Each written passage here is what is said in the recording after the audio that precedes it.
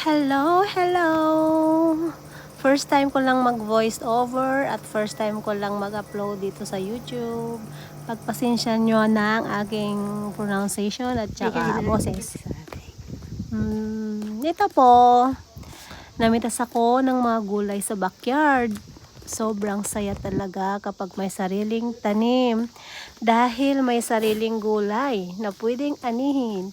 Hindi naman namin ito maubos. Kaya naisip kong ipamigay sa mga kapitbahay namin. Maliit na bagay lang ito pero sana makatulong at makapagbigay ng kaunting saya. Mas masarap ang gulay kapag may babahagi sa iba. Salamat po at sana maging masagana ang ating mga tanim.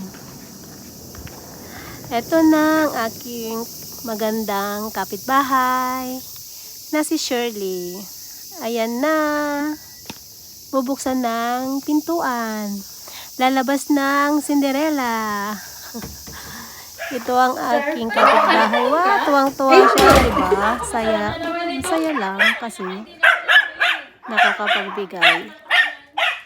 Masaya kapag nag-share ka ng blessings mo sa iba. Masaya talaga sa puso. Masayang talaga ako kapag nagbibigay ako. Kahit konting bagay lang. Tignan nyo yung mga alaga nila. Ang cute. Ang lambing. Yan o, dalawang beautiful babies nila. Hanggang dito na lang po. Sana huwag niyo akong husgahan. Mag-comment kayo ng